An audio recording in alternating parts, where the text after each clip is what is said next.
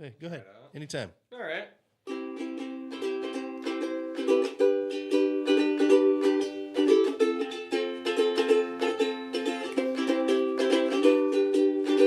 Yeah, Geddy bringing us back into the show. Serial Chillers Podcast. Here we go. Yeah, thank you. All right, Geddy, bringing the fucking music down. You want to rip a sick solo for us real quick?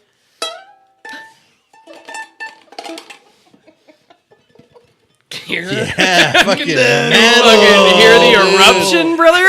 How are you Those hammer-ons are so good. No big deal, you know. Can you hear the eruption, brother? Can you feel it, though? I feel that bass. I felt Hear it. that bass? I felt Hear that it. bass beat? Thank you, Geddy. That Yeah. was very wonderful. I brought it all the way up here just for something like that. and not disappointing at all.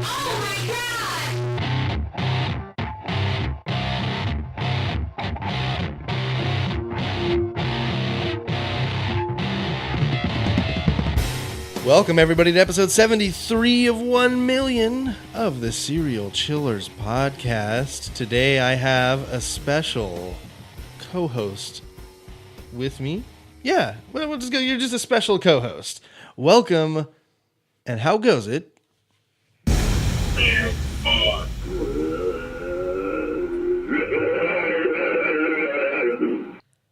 So, you know, like the last time Greg just kind of like let the intro play for a long time, I felt like I had to do the same thing. So Okay, all right. Just thanks for the tutorial, Greg. branding. And I believe is why Greg said he did it. yes, Branding. I'm doing well. Yes. Welcome, everyone. Welcome, Bigfoot, and returning to the studio for the second time to the show for his third time. Welcome back, Geddy. Yo. Hi. Hey. And first time on the show, not first time hanging out, I feel like. This feels like family here, I dig guys. Welcome. Sibling rivalry begin. Lacy. Hey. Yo. Yes, we have a brother-sister competition happening, and they, I feel like it's been tense. I feel like it's been tense about who's going to win this thing. It's on. That is also what I've heard, is that it is on. It is on. So, we're here at Super Network Studios. I'm stoked to do this. You guys know how the show works. Let me explain it for anybody that doesn't. Each week I sit down with old friends, new friends, good friends, and bad friends to tell them the story of an infamous serial killer. Throughout the show, you guys can chime in on my story. And if you brought a story of your own that is true crime, dark, creepy, unsolved, or otherwise mysterious, please feel free to share it. Lastly, if you have questions about questions, make sure to ask questions because I cannot answer questions about questions if you never ask questions. Are there any questions? Oh. No. Oh, well then welcome to and let's play the Serial Chillers podcast.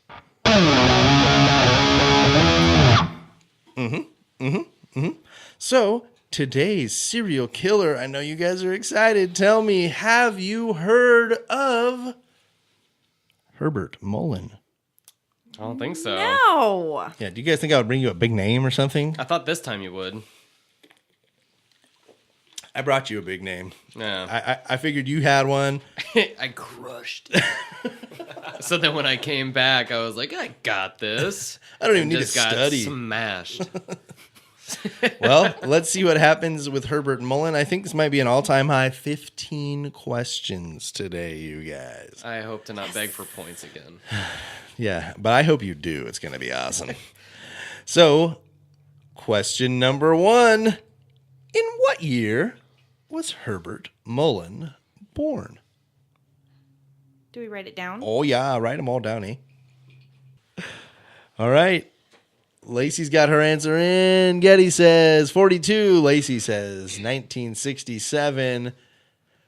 250 points to Geddy because on April 18th, 1947, Herbert Mullin was born in Salinas, California. Orale. Good job, Geddy. Only 14 questions to go, guys. So, you... This has been the Serial Killer Podcast. Cap it. I'm stabbing at the rest of them. You got Thank you it. very much. Ever So- since someone posted that, I feel like everyone's stabbing now, and it makes me feel like I got stabbed. Well, I don't hey, have enough confidence. You're fine. Oh man. there are some stabbable questions here today. Not a lot about Herbert Mullin in his young life. He lived a very normal young life. So we only have a few little things until we get to about high school age. At the age of 1, he was hospitalized amongst a lot of other children in the community for a diarrhea epidemic. I'm not even kidding. I had to include it. That sounds So shitty. apparently there was just some stomach bug going around the like whatever the schools and the moms and the apartment buildings or whatever. So all the children got this gnarly like mini plague of diarrhea. The streets were filled with diarrhea. And I think that's exactly what happened. Don't look into the history of it. Just know that that's what happened. So, All right. I don't think his life was ever any real danger, but as close as you can get with some major poops. It's scary. I mean, dehydration. That's That's the real deal. It's the real deal. legit. And he was less than a year old too. I think that's kind of the big deal about it. Yeah. So in 1952, at the age of 5, he moves to a small farming community in San Francisco.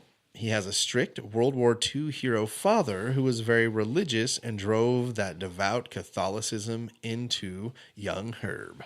So, there's no abuse going on. His dad is very strict, obviously, like he's a war hero. He's a military man. I'm sure they're up making beds or what are they turning beds and well, I'm not going to try to use the terminology. Yeah. It's strict, but there's no abuse in his home. So it's something we should note because there's a lot in a lot of the ones we talk about. Oh yeah. Young Herb loved church. He eventually got to become an altar boy and loved the extra responsibility he got from it. That's The extra responsibility. There's a lot of extra.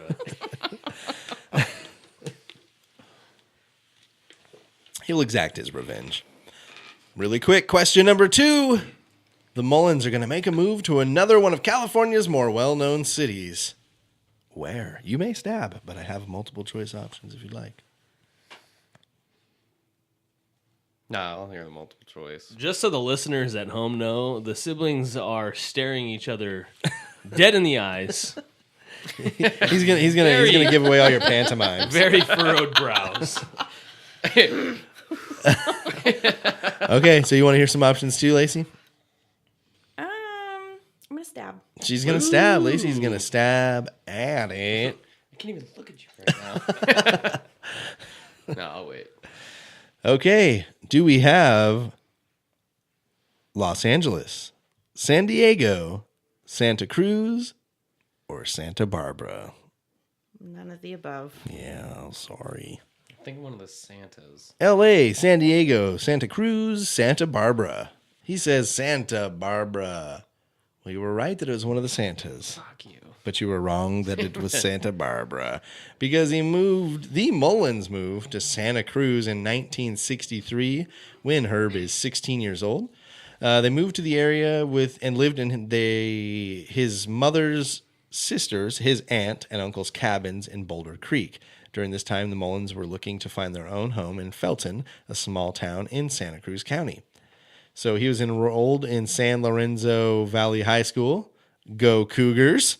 Where he made lots of friends and was quite popular. So he didn't have some of the other things that we also see in some of these serial killers. He wasn't like an outcast that ate lunch alone and got called turtle repeatedly or whatever. He was super fucking popular. He was like the man about campus. He was like very much like all the ladies wanted him, all the guys wanted to be him. Like he came in like the junior year, so he like was like mysterious guy, kind of showed up on campus. I don't know. I think there was just some allure about him. He played football and excelled. He had a steady girlfriend throughout his time at the high school. And at the end of his senior year, he was voted, question number 3 in the yearbook, he was voted to have best smile, best hair, most likely to succeed, or most likely to become president. Glad I didn't stab. Ooh. Best smile, best hair, most likely to succeed, most likely to become presidente. What did his peers think of him? You already wrote yours down? All right, I'm thinking most likely to succeed. Most likely to succeed. Lacy says the same. And you guys are both scoring points because, yes, he was voted most likely to succeed by his peers and classmates in his senior yearbook. Let's get you Yeah, guys. he already sounded successful as shit. Yeah. No one knows anything about his hair. I don't know about his hair. Everyone loves him because of that smile. It's probably good hair. And do football players really become president? God, no. No, they get traumatic brain injuries from what I have gathered recently. I'm very sorry about that. Yeah, he's voted most likely to succeed. That doesn't necessarily mean you're going to succeed, but that definitely means that We're talking about him. yeah, we've gotten to that's true. There were high hopes. You know, at least the people in right his here. high school, and we're not talking about like some bumfuck Arkansas high school with 18 graduating class. We're talking about he's in like the goddamn heart of Santa Cruz in a fairly large public school, and he's quite popular. So I just want to point this out because we don't fucking have any serial killers that were California. yeah, California. So in June of 65, oh, sorry, skipped ahead a little. Sorry. So he had this really good friend the entire time he was at the high school as well. This friend's name is Dean Richardson. He and Herb were inseparable.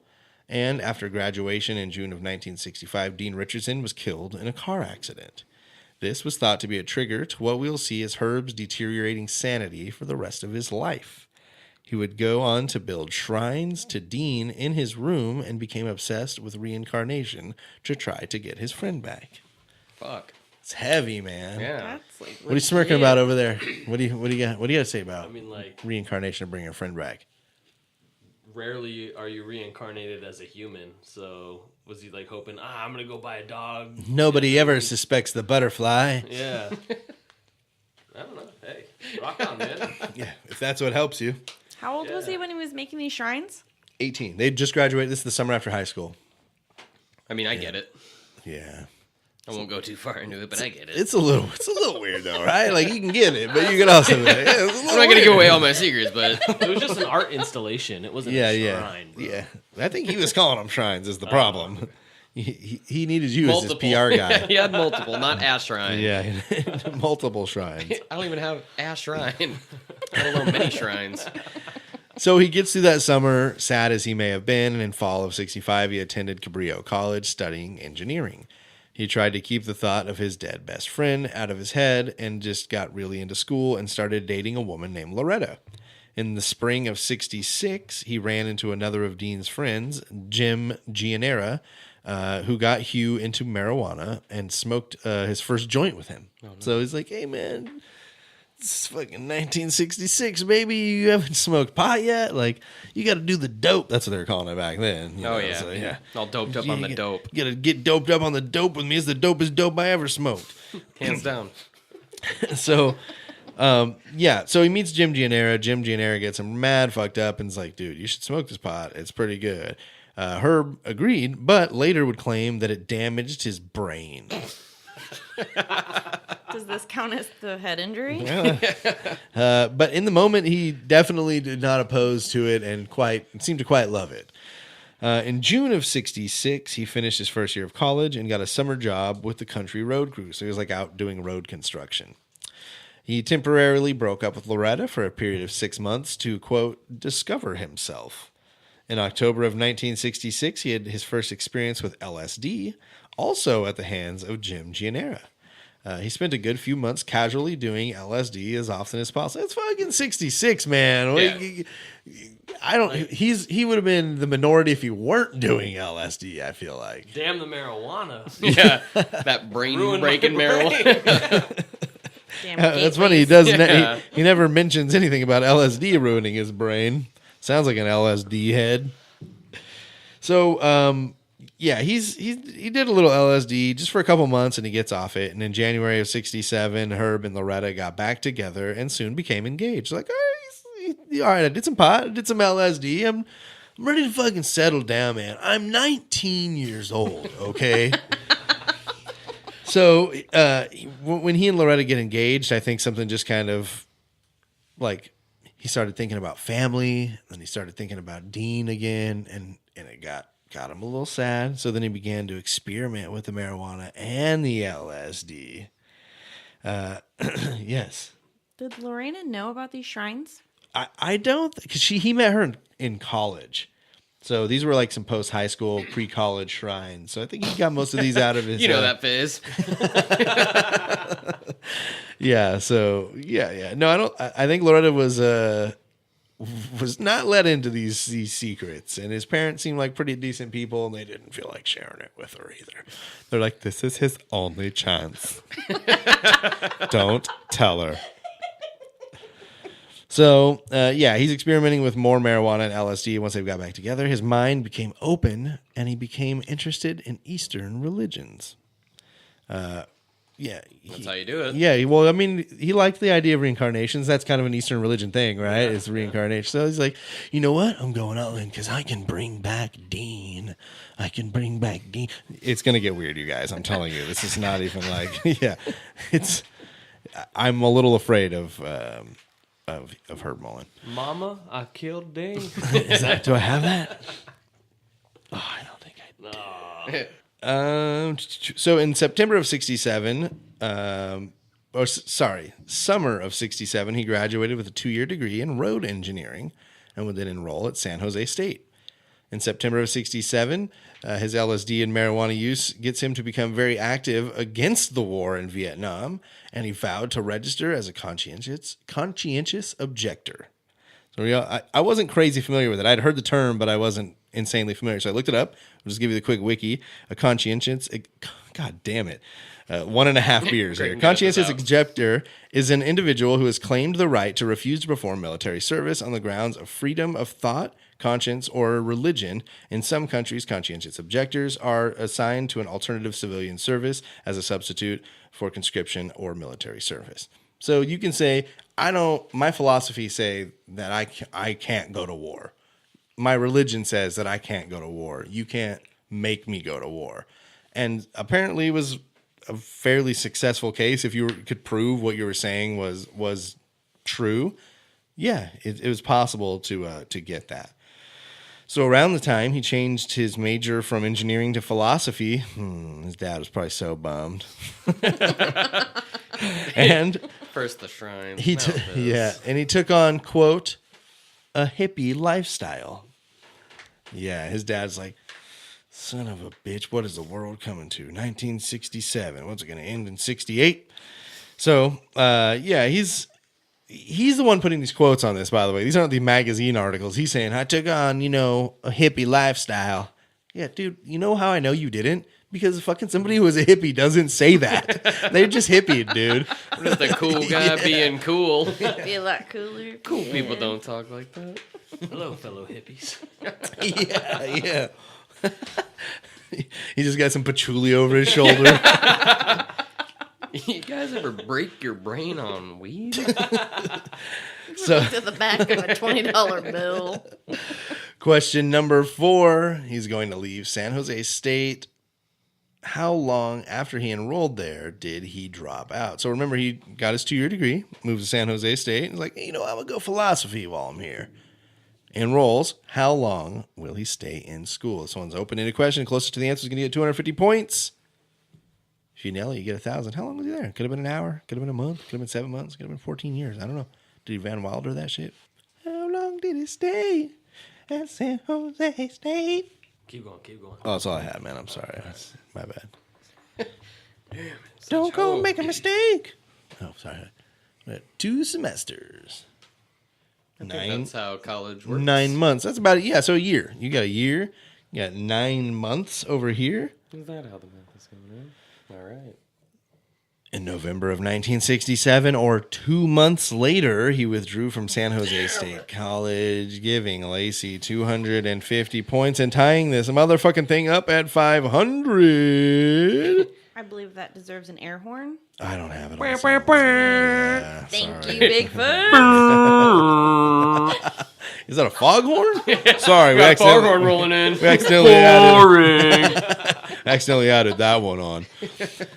So in January of 1968, he officially registered as a conscientious objector, and at this time, he had sexual relations with a man for the first time. So the January of 68 was for him. That was all that religion study. I was gonna say I don't think that's the first time. He realized this. He fucked that shrine. He realized this may be what he wanted all along, was to be homosexual. March of 1968, he broke off the engagement with Loretta because homosexual. He started to become violent in general, and especially with her, and told Loretta that he was bisexual and wanted to explore that without her. In April of 68... You're not invited. In April of 68, he's arrested for possession of marijuana. He pleaded to a lesser offense and was sentenced to probation, and he got a job at Goodwill Industries, where he managed one of the organization's many stores in San Luis Obispo. You know, it sounds like something good maybe came out of that. He's like a store manager at Goodwill, you know, good for him. October of 1968, he was granted finally that conscientious objector status after his father, a decorated veteran, of course, wrote a letter to the draft saying how, quote, peaceful-minded my son Herb is. And he suggested that his work with the Goodwill is considered as time served.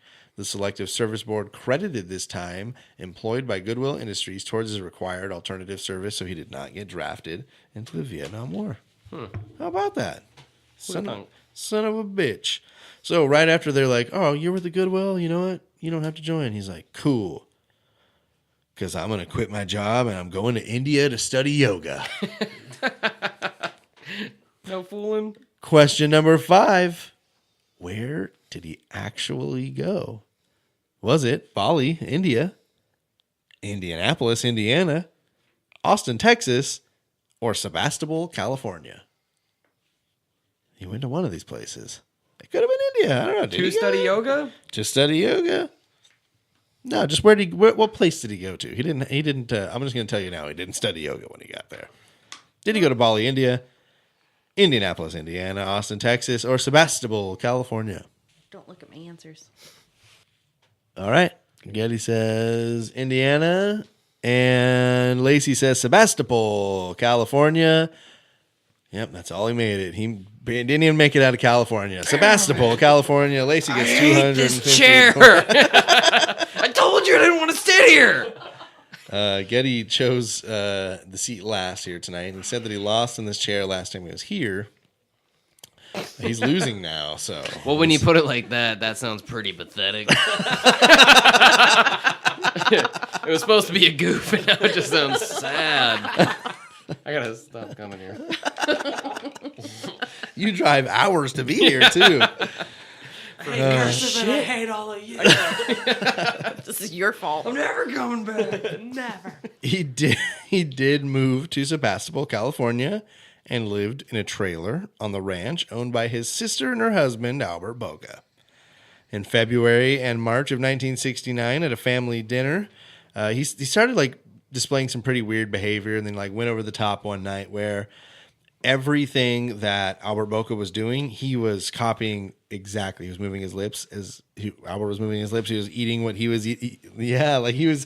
It was very weird, and apparently it's called echopraxia, an early but very good indication of a person suffering from schizophrenia. He voluntarily committed himself into Mendocino State Hospital, where he stayed for 6 weeks and was diagnosed as having schizophrenia aggravated by drug abuse. Yeah, all right. Sounds about right. Yeah. It was definitely not from LSD. I grew up lettuce. in a neighborhood where there was this like really kind of crazy guy who seemed like he was about 14 years old, but he was like 50. And the like running story was that he had fried his brain on acid. Like that's why he was the way he was. And he was definitely schizophrenic. Like there was no doubt about that. But this was like in a neighborhood as kids, we used to like go up to the porch and like talk to this like crazy LSD fried brain schizophrenic guy. And this story reminds me so much of that guy. And I'm like, what the fuck was I doing? Why was I? He actually bought me my first skateboard. So, yeah. Thanks. So he's doing the echopraxia thing. He puts himself in a Mendocino State Hospital. He stays for 6 weeks. Diagnosed with schizophrenia aggravated by drug abuse. He is treated with antipsychotic medication and seemed to be making headway, but In May 9th of 69, he checked himself out of the hospital. He was uncooperative with the treatment program, and his prognosis was labeled as poor after a few weeks of backpedaling. So he was doing some roller coaster shit. Summer of 1969, the summer of 69, as it were, he went to Lake Tahoe with another patient who had just been released from the facility and found a job as a dishwasher at a gambling resort called question number 6, the Lake Tahoe Ski and Stay, Harvey's Wagon Wheel, the Tahoe Rose, or High Class Cards. Lake Tahoe Ski and Stay, Harvey's Wagon Wheel, the Tahoe Rose, or High Class Cards. That's right. This was like a casino. Yeah, a gambling resort. He's just going to be a dishwasher there, though. All right, we got I like the Tahoe Rose. Tahoe Rose, says Geddy. Harvey's Wagon Wheel, says Lacy. And as it is the only one that is actually real in Lake Tahoe, so you may have known it because the other 3 are very fake, Harvey's Wagon Wheel is the correct answer. It's the only real one. I definitely made up those other 3. So if you wants to buy those ideas, you totally can. Lacy gets her 4th question in a row correct and takes a 1,000 to 500. 1,000? 1,000 points for me. Oh, you have made it to 1,000 so early. There's so many questions left. So we're going to take a small break right here. We'll come back. If anybody wants to tell a story or get something out of the way, we can do that. Otherwise, come back or I'll kill you.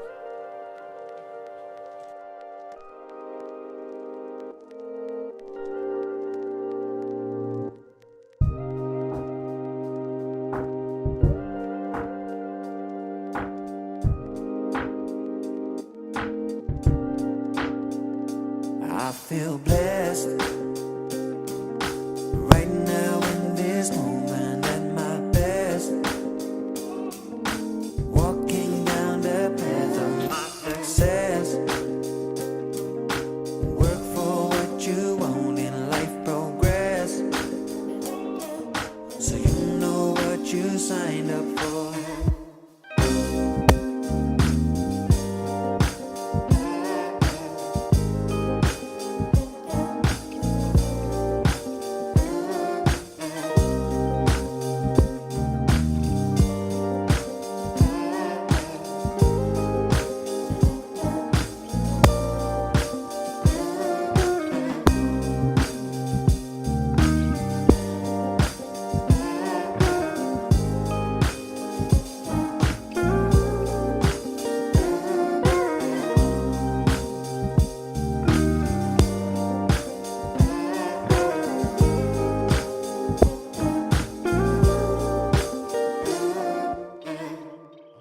Okay, I did not even. Why didn't I know that? Actually, besides the music, Lacy has also brought a story. I should have known. She came prepared. She knew. She knew. So, without further ado, Lacy, take it away. All right. So my story is on Zatarazina Zawada out of Poland, I believe. Sounds like I it. was Yeah. expecting like Africa. This is a difficult one, so I couldn't find a lot on it, but I did find it through Reddit, which I know you're a fan of. Yeah, it's a good source. So basically, I'm not going to go too much of her background. You know, she's like a loner girl. So Yeah. Yeah, we're all celebrating here. Good thing just happened. all right. So 1999, this 23-year-old girl was discovered when she got stuck in a boat propeller. Right. Okay. So Yeah. it's at good when we first, discovered. examiners thought that when there was like an entire body stuck that they saw, right? It wasn't. It was just her skin that got separated into this boat propeller. And then when they actually brought it on board, they realized that it was made into a suit. So there was a skin suit stuck into a boat propeller. And another article Put says... the lotion on its skin or else it gets the hose again. So they have made a lot of references to Buffalo Bill on doing that. Yeah. So an article says her skin was neatly cut away at the thighs and neck, reaching only as far as the left ear without the face and arms. There was an oblique seam going from under her right breast to her left shoulder. The coroner said that the body had been in the water for about 2 or 3 weeks before she was found. The only thing found was pieces of her sweater, and a leg was later discovered in the dam near the river site. No other body parts have been found. So there are multiple stories that say that, yeah, we got the guy, and then there's other stories that say we have no idea who this dude is. That's fucked up. Right? It's Buffalo Bill, right? I think it was. I think it was Buffalo Bill. You fuck me. Right, fuck me. Oh, wow. Thank you. Wow. That's all I Jeez. got. Short and sweet. Yeah, that's all I Simple. needed to do, Yeah, right? that was, Keep it simple. it got me fucked up in Yeah. just that very short amount of I was time. gonna say, I'm sitting here just like, damn. I just wanted to give a short little mind fuck. Like, it's crazy because they probably, can you imagine, like, being the guys that pulled out of your prop? You're like, it's like a person. You're like, oh, wait, is it a wetsuit? Oh, wait a second. Yeah. You're like, wait, oh, it's a person wetsuit, dude. But it was cool because other articles actually kind of linked it to this other guy that was so mad at his dad that he killed his father in the basement, skinned him, but then went upstairs from the basement and wore his father's face and top half of his body in front of Grandpa, because Grandpa was hard of seeing, just to fuck with them. It's like, you got to write me into your will higher, Dad. Come on. And then that That's was it. metal. That was it. That's metal. That is true metal. I thought he just wore it around upstairs and he's like, clean up around here. Do your chores. Who's laughing now? He just hated his dad so much and he hated Grandpa, so he's like, I'm going to fuck with both of them. Oh, Man. go do this. Go do this. King of the castle. King of the castle. All right. So I get the chair. All right. All right. Definitely don't want the hose again. Short little song, short little story. Yeah. This is an episode. So we're gonna jump back into Herbert Mullin's life. If you'll remember, you guys, he just got the job at Harvey's Wagon Wheel. He's fresh out the facility. It's August of '69. 1 month after he got the job, he quit the job and moved back home. At one point, he was illegally camping on state forest land, and a forest ranger approached him after discovering his camp and asked Herb to leave. Herb then, of course, very politely pulled a knife on the forest ranger, who asked him again to leave the park. Although it was scary for the ranger, Herb did not end up stabbing him in the end, but he was taken to a county jail, but was not booked for the crime because the ranger did not want to press charges. So, That's a nice range. Oh, sorry. yeah. What? Sounds like Minnesota. Yeah, or like, maybe what the hell? Canada. So in September, he began treatment as a resident in the Community Drug Abuse Prevention Center of Santa Cruz. It seems like he always tries to get the help. It just doesn't really ever follow through with getting the help.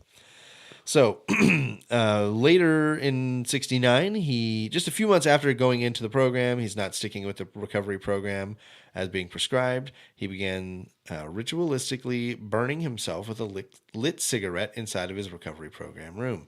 Question number 7. He had an area of focus for the cigarette burns.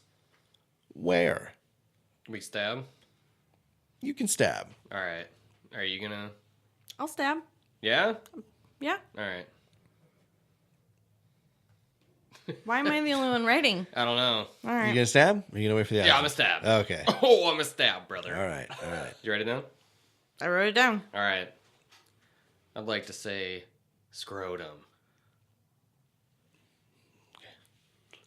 And I said groin. Ah! Well, this will be a high-scoring game because you guys both scored 1,000 points.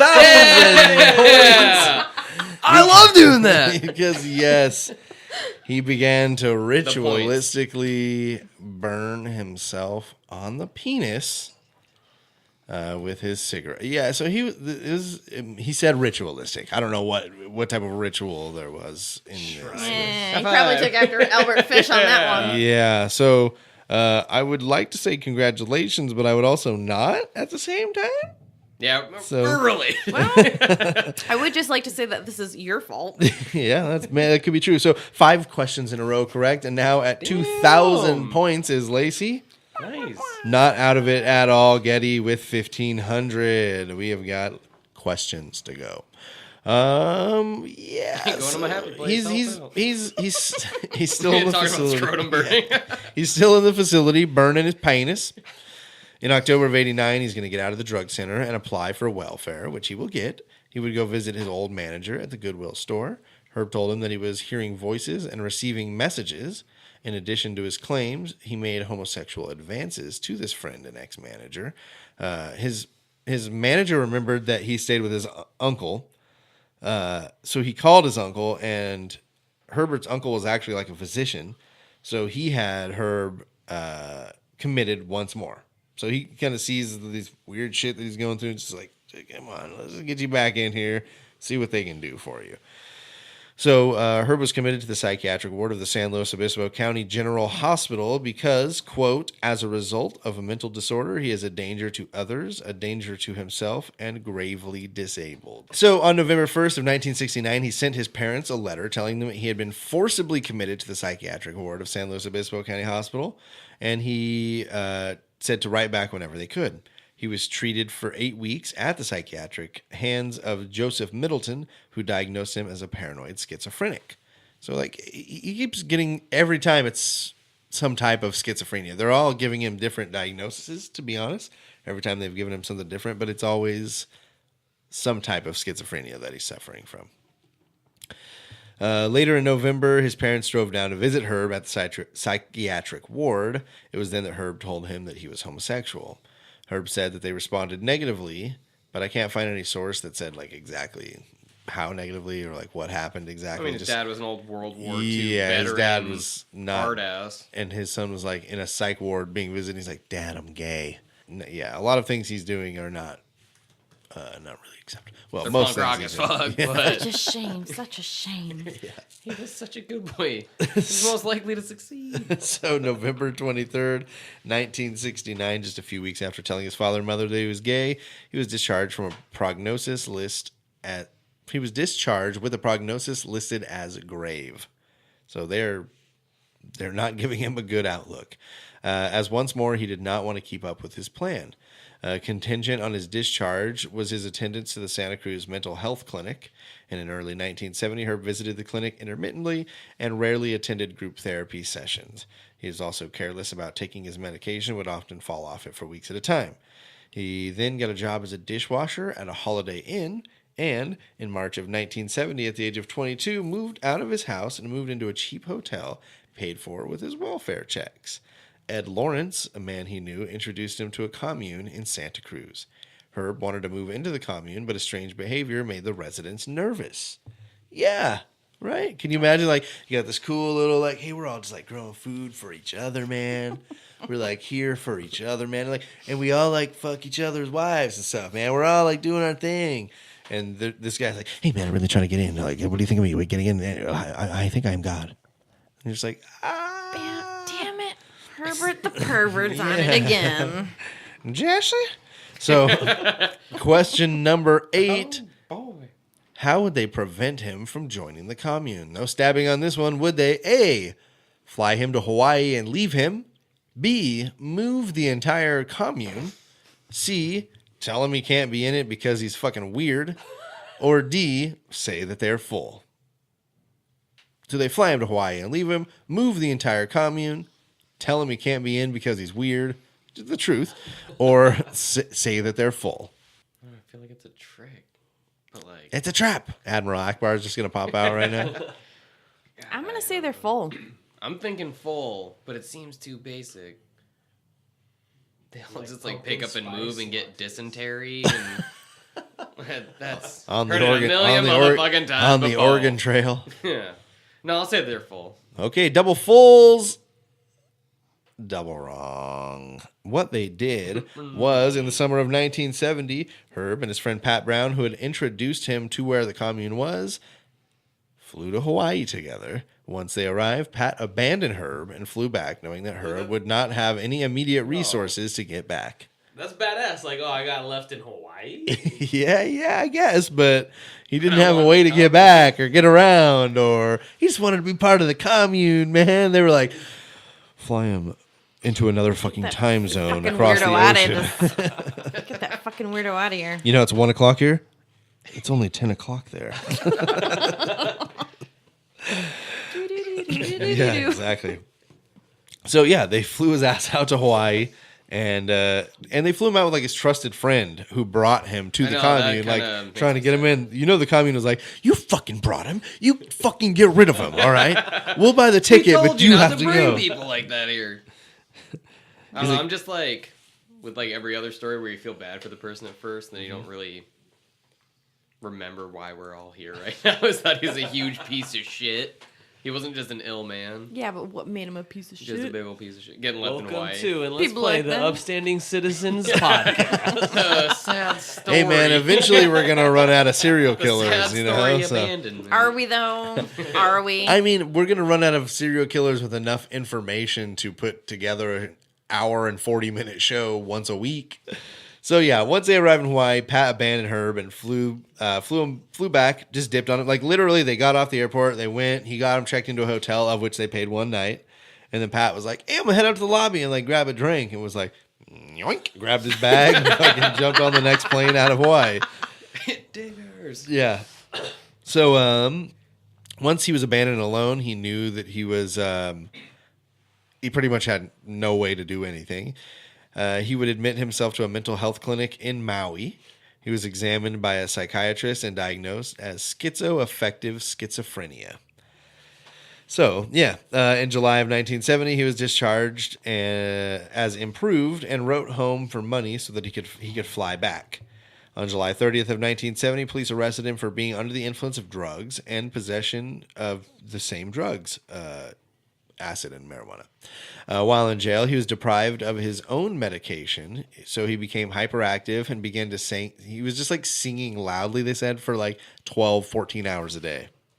Cool. What's They wrong weren't- with that? Yeah, they weren't getting him his medication, so he was turning back into the crazy ass schizophrenic that he truly is. Although he wasn't really taking his medications very often, so who knows what he was probably really enjoying it. And he was just like, "But I need him. Don't give him to me. Don't give him to me."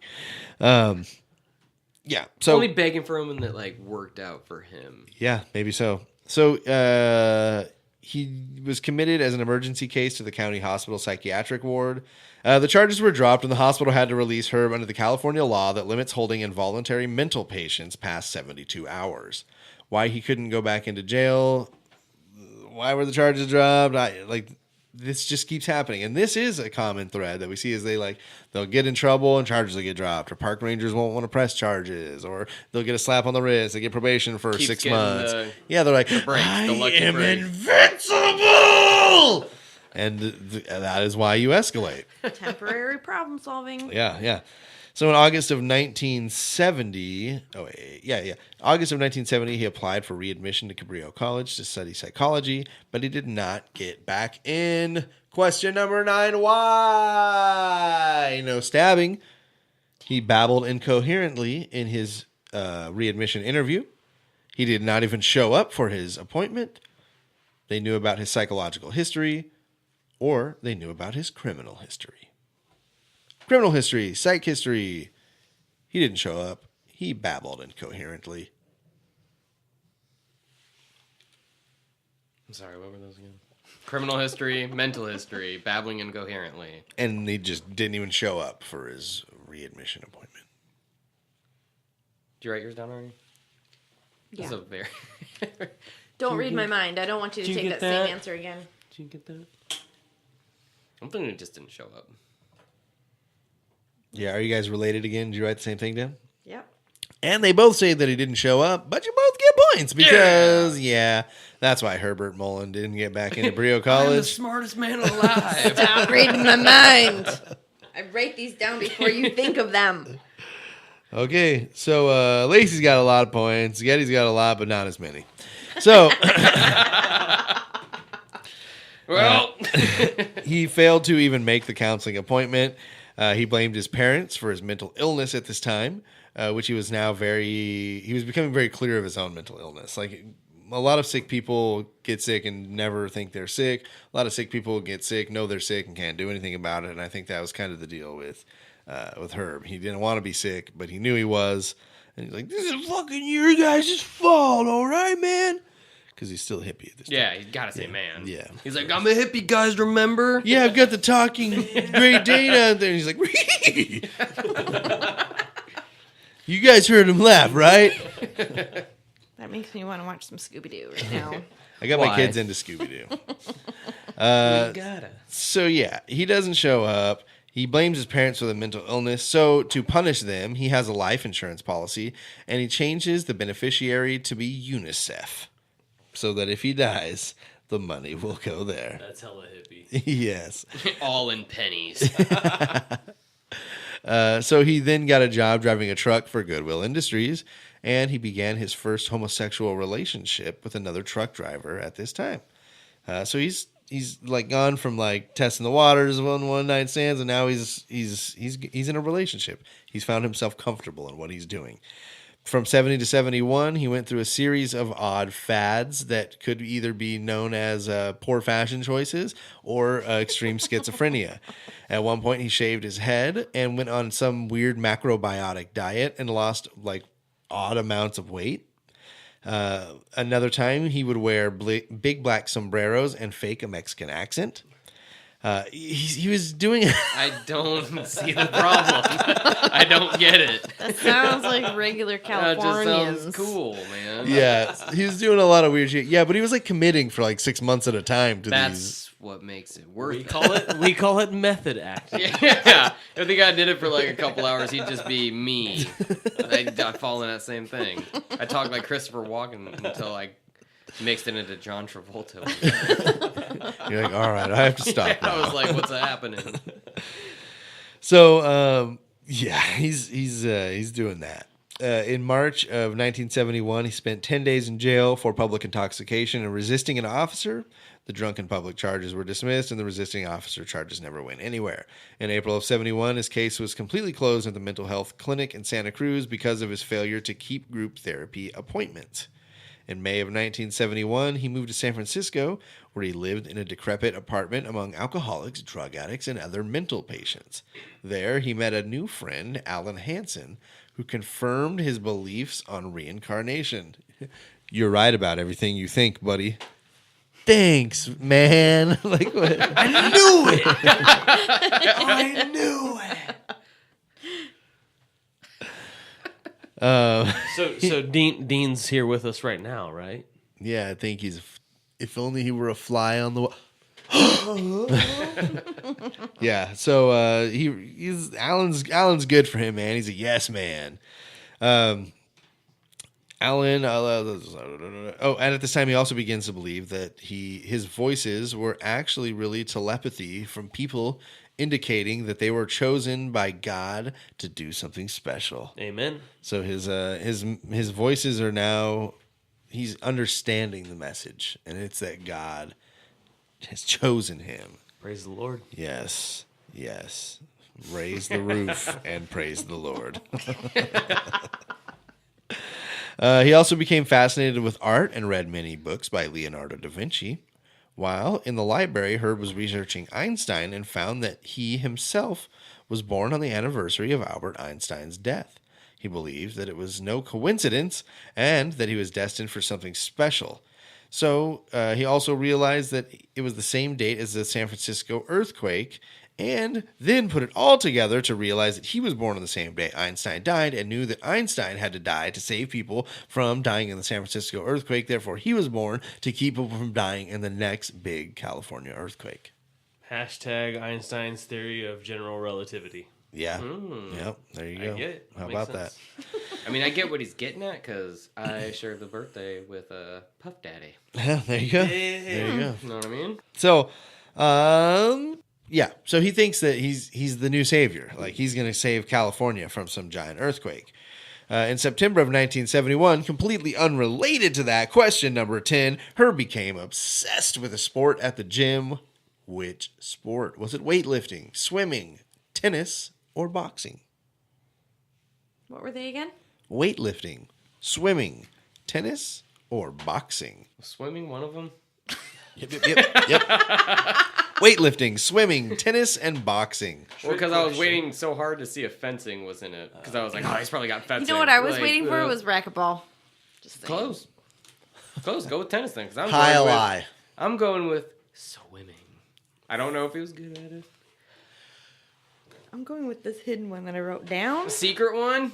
Lacy says weightlifting. Geddy says swimming. And nobody is getting any points on Was it this. tennis? Yeah, it was not tennis either. Herb began to Was it work fencing? at the Newman Herman gym and did some amateur boxing. Huh. Dang. I bet he was really fast. Like lightning. Yeah, imagine that.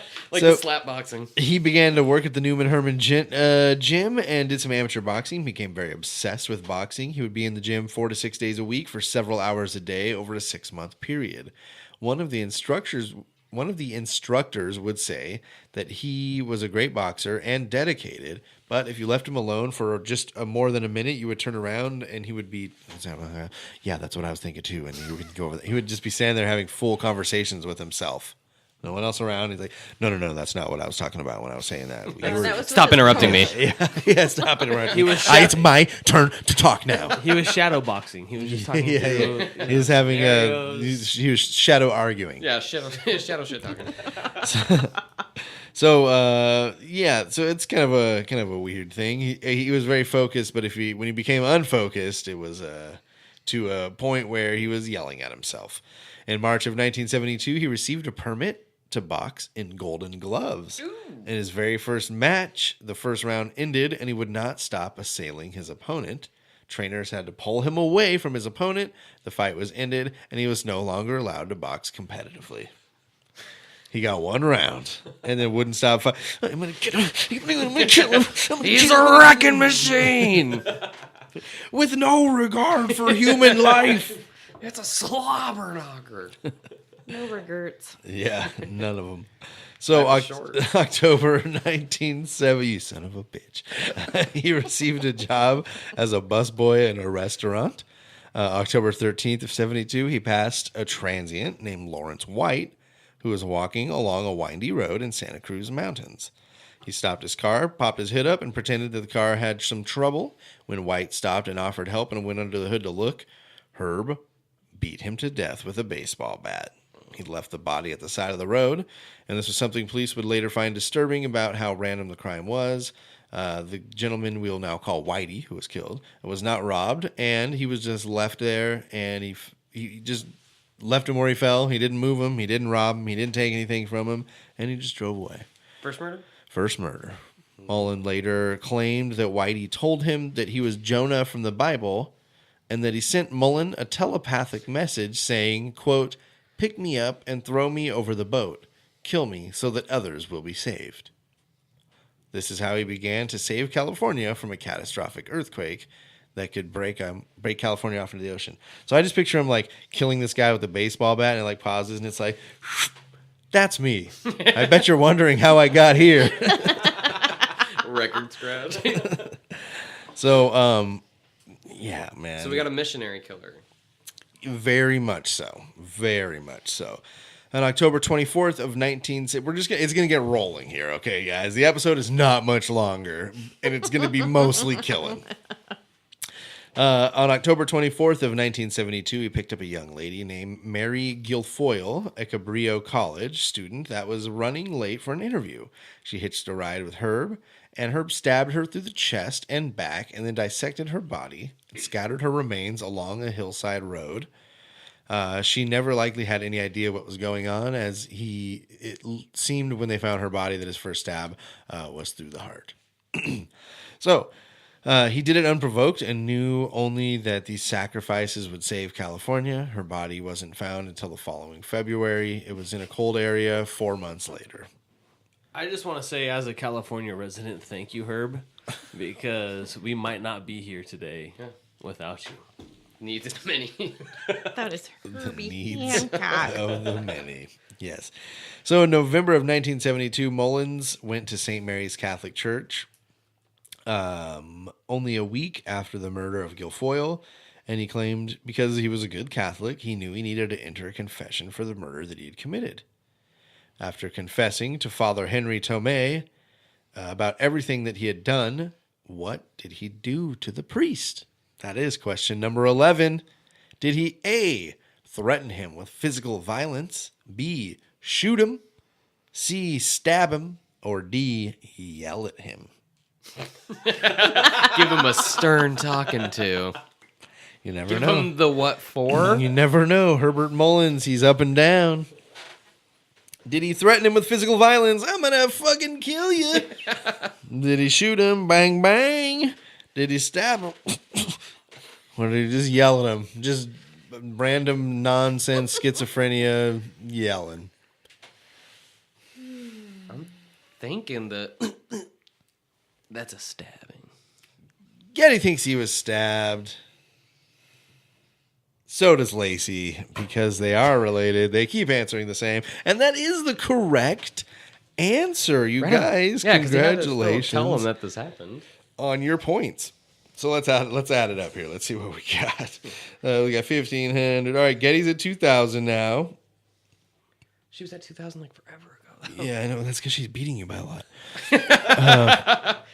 And Lacey's at 2,500.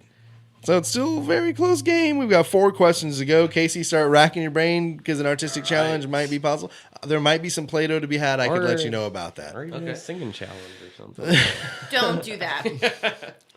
Come on, be the first singing challenge. Ukulele challenge. You brought yours, right? No.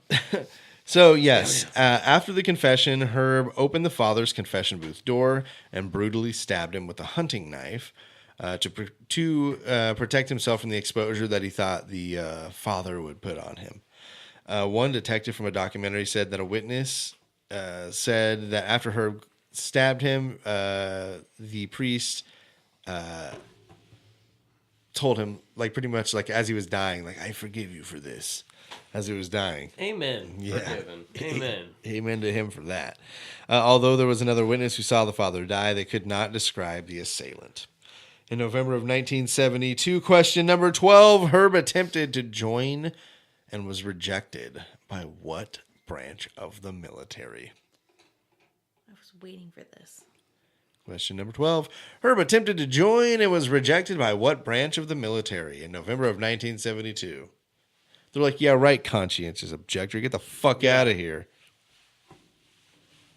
You thought you could skip the draft?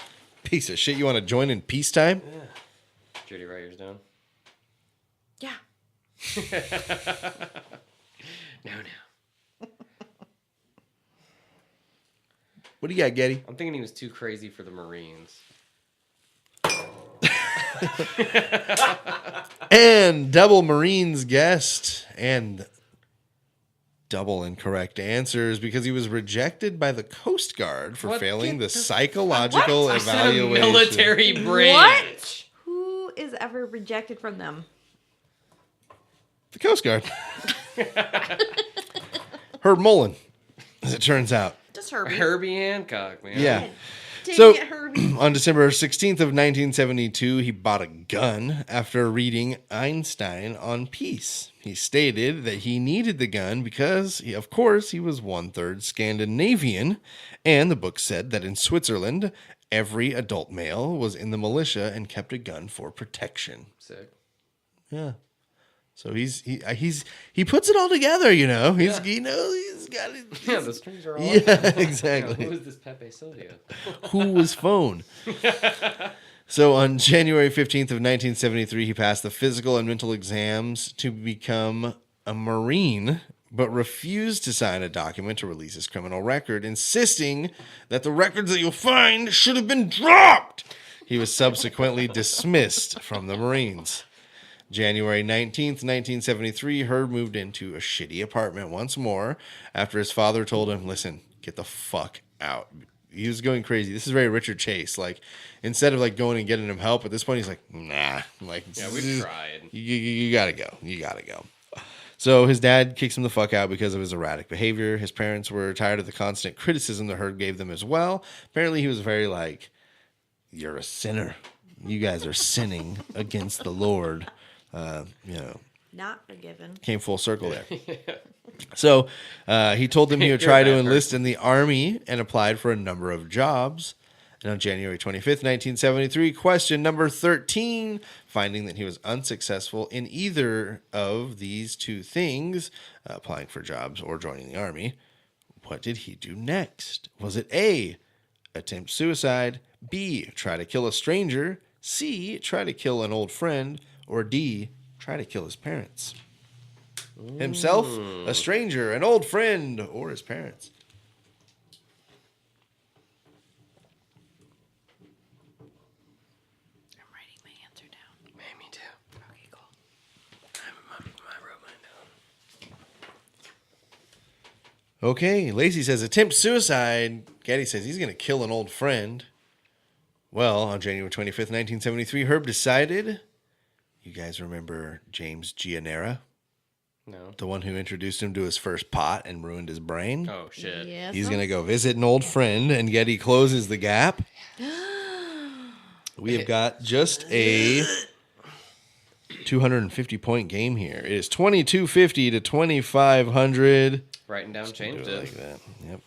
So there's two questions to I was thinking go. if it was his parents, like... We're very, Then he very would've got close my to the leg up end again. here. So Herb decided to go find James Gianera because of what he did to his brain back in the day with the marijuanas, injecting them and whatnot. Herb went to Jim's old residence because that's how you fucking found people back in the day, right? You just went to their old house and was like, yeah, but where'd they go?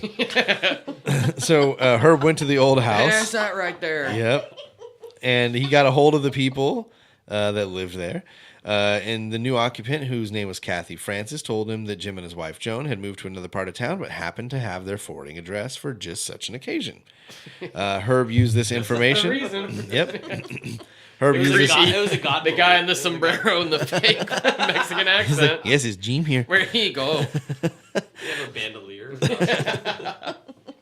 So Herb used this information and went to Jim's new residence, where can you imagine? Jim was probably like, holy shit, Herb, like, how you been, man? Once he gets there, he would shoot Jim and his wife, Joan, then repeatedly stab both corpses, pretty much until they're unrecognizable. Police say that this crime scene is one of the scariest things that some of them had ever seen. Where did it happen at? This would have been in Santa Cruz. Jim Gianera was living there, yeah. So after remembering that he was leaving behind a trail, he flipped back and went back to the Francis home because that's where Jim Gianera lived before, and that's who gave the information on how to get to Jim Gianera now. So once Jim Gianera is dead, this woman's going to be like, well, this guy he came here and got information on when Jim Gianera lived. So Herbert Mullin went back to the Francis residence and murdered Kathy and both of her children, who were 4 and 8, by stabbing them to death. Fuck. Yeah. Just for nothing. Just because they gave him directions to the other dude he killed's house. That's why I don't talk to people. Yes. Thank you. Don't ask me where stuff is. I don't know. I don't know. Hey, what? February 6th of 1973, Herb came across 4 teenage campers. The campers were... So this is what Herb would do. He would go out and he would camp in parts of state parks where, like, you don't really camp because it's fucking hard to reach or whatever reason. There's not campsites. There's not bathrooms. That's tight. Yeah, he goes and kind of roughs it because it's illegal, but no one's really bugging him out there. And so when he's doing that, he stumbles across a tent full of 4 young teenage campers doing kind of the same thing. The campers were in a part of the state park that was not regularly used for camping. They're out there roughing it. Herb approached them and asked them some questions. And while engaging in the conversation, Herb asked them to leave the premises because he owned it. Herb claims he asked them during that time telepathically if he could kill them all, and they all said yes. Yep. Sure, bruh. So then he took out his gun. Y'all, kill me. Do you want these? And these weren't millennials. They weren't like wanting to die. This is Right. 73. Dude, me first. Me first. Yeah. So he pulls out his gun, forces them all into the tent, and would shoot them all execution style. February 12th of 1973, this is when Mary Guilfoyle's body is going to be found. So within a week, he's killed these 4 people, and his body is turning up. February 13th of 1973, Fred Perez was working in his driveway when Herb pulled up and shot him in the chest, killing him. Luckily, Fred's neighbor, Joan Stagnaro, heard the shot and took the license plate and called the police. Later that day, Herb was pulled over and arrested, but remained silent and did not resist at all. He knew that he had done and secretly wondered what had taken them so long. Because he's been at this for a minute here. After searching his apartment, police found a Bible, and he had, what was the term? I should have written it down. The very schizophrenic where like they write everywhere. I think it's called hypertexia. Maybe I'm wrong. But he was like writing on his walls. His Bible was like, you couldn't read anything of his Bible because on every page he had written over it with his own like thoughts of the Bible. What a Got sinner. this. I know what he's saying. Yeah. Fucking sinners. So, yeah, they find a Bible. They find an address book with Gianera's address listed, newspaper articles about his recent murders, and a rosary pouch that belonged to Father Tomei.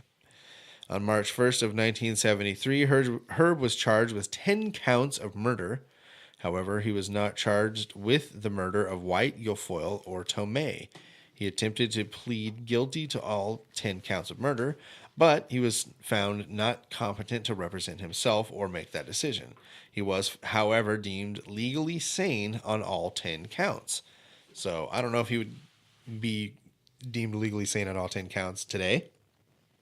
But in 1973, they were like, he fucking knew what he was doing. Trust us.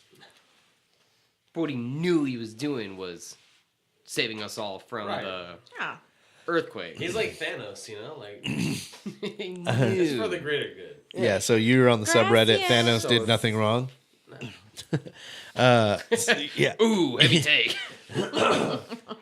So he's, I think the major argument was that, like, some of his murders were committed to, like, cover up some of his other murders. Like, he was going back to, like, clearly cover it up. Casey, you disagreed. Yeah, I do. Give me your hot take. Yeah, I mean, come on, co-host. like think about all the people he saved. You know, those sacrifices. You know, It always goes back to... it's like Passover. Thank You you. just put the blood of the dead person above your door, and that earthquake passes right by you. That's I've all been it doing takes. it, and I've Yeah. been fine. Perfect. I guess I got to get on the train. So, July 30th of 1973, he's finally going to stand trial for the murders. During the trial, Herb stated that he heard messages, and they told him to commit human sacrifices to prevent massive earthquakes in California. He called these messages die songs. All right. That's not threatening. Yeah. On August 19th, 1973, Herb is convicted of all 10 counts of murder. Question number 14. The charges were split. Some were first-degree murder, some second-degree. How many of them were first-degree murders? Out of how many? Of 10. Of 10? And, what's the difference again? One's like premeditated. Yeah, and first one's degree. Like... Yeah. You had a plan to go kill someone that day. So you had a plan as first degree? Mm-hmm. So I'll say 6 were first degree. This is bullshit. And Lacy guesses 6 as well. Well, then- you should be happy because you're going to definitely continue your lead. And you guys, I'm going to give you both points. Congratulations. You both got 250 points. He was found guilty of 2 counts of first degree murder, 8 counts of second degree murder. So, yeah, congratulations. Geddy's at 2,500. Lacy's at 2,750. 1 question to go. This show is almost over, you guys. That's right. He was found guilty of 2 counts of first degree. He received a life sentence That's for it? each of those and was eligible for parole in 2011, but failed. Question number 15. No stabbies. In what year did Herb Mullin die? I'm sorry. Could you say that a little bit more high pitched? In what year? In what year did Herbert Mullin die? Was it 2012, 2014, 2017, or he's still alive today?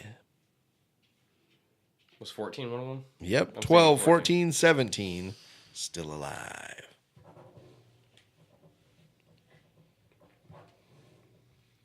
I hope my pen scratches made it onto the podcast. Yeah. Lacy says he's still alive. Geddy says 2014. Lacy secures her victory with 3,000 points. How many people are in that club? I don't think there is anybody. You might be the first 3,000 score. Bullshit. I don't keep track of that really that much. We're so scrapping either. the episode. Oh, no. So we had 3,000 to history. 2,500. Congratulations, Lacy. On your victory, yes. It was a hard-fought episode by both of you. I'm very proud of you guys. It was very good. That's Herbert Mullin in a nutshell. He is alive. He is eligible again for parole in 2020. Do we have anything on like what he's doing in jail? Is he causing problems? No, he's Just making shrines. he still pretty Poop much shrines. thinks that he did nothing wrong. He's with Casey. He saved people. So, you know, but he has phone interviews and stuff. I didn't bring any of them in because they're all pretty shitty quality, and there's only like one documentary about him. But you can go find him. You can hear him kind of talking. Just Shit, he really you could write to him right now. Yeah, I was gonna say Yeah. we should. he really just talks about religion and how, you know, like it sounds to me like if he got out, he would kill people to save California again. Like that's to me what it sounds like. But I mean, if that's what we need, Bigfoot, Amen. that's Amen. what we You know, need. like every I now think and we've been then- doing fine since he's been locked up. Yeah, it seems pretty good so far. I'm He sorry. already- he already made the I'm sacrifice. sorry. I'm in the minority here. But I think he was a little out of order. He saved your life. He's a little Okay? he's a little out of order. He would write that down with Herbie Hancock.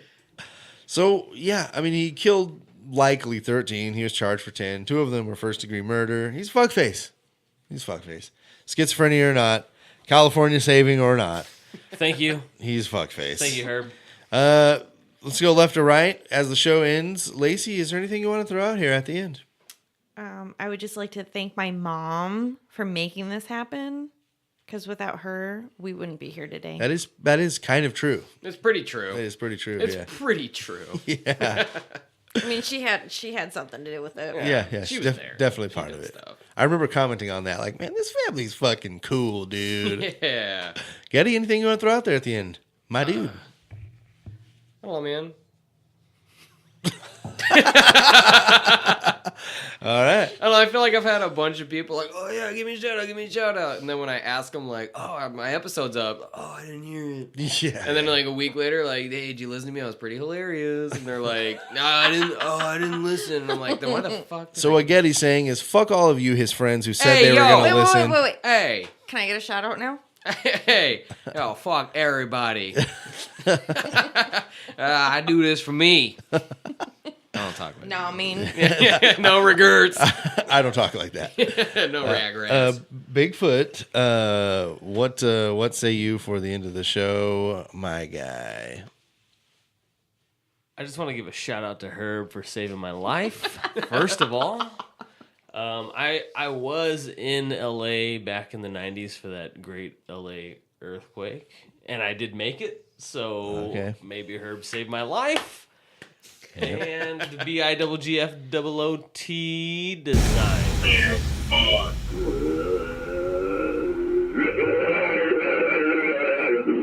Yeah, I made this one a little shorter than the other one. It's just, Did you? just That took forever.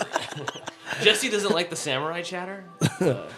so yeah, Herbert Mullin, Was that what that is? fuckface. I thought it was like a raccoon. I swear to God. After this episode's over, we'll get into the All right. samurai chatter. Yeah, I thought for sure it was like someone fighting with a raccoon in a sack. So I thought it was Mac and Zoe, to be honest. but sounds whatever. like we're gonna be here a while. So thank you, Tune Lacy. in for the after show. Thank you, Lacy. Thank you, Geddy. Thank you, Bigfoot, for stepping in. And thank you, everybody, for listening to episode 73 of the Serial Chillers podcast.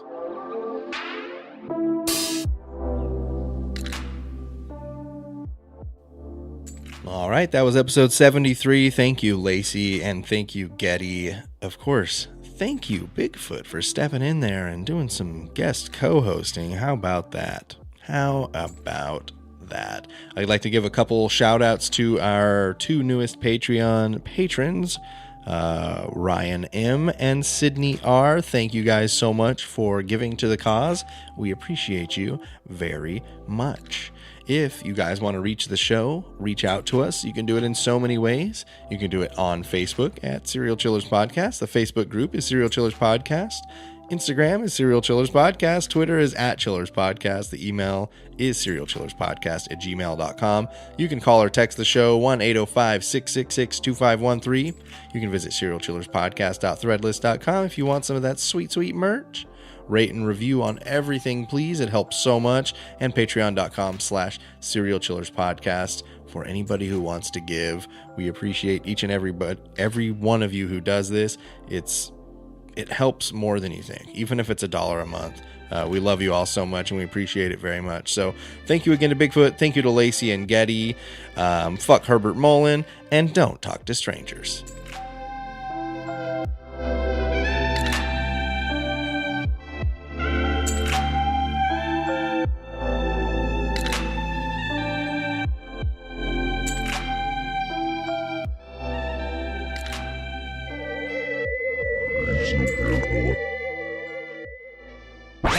This has been another presentation from Super Network.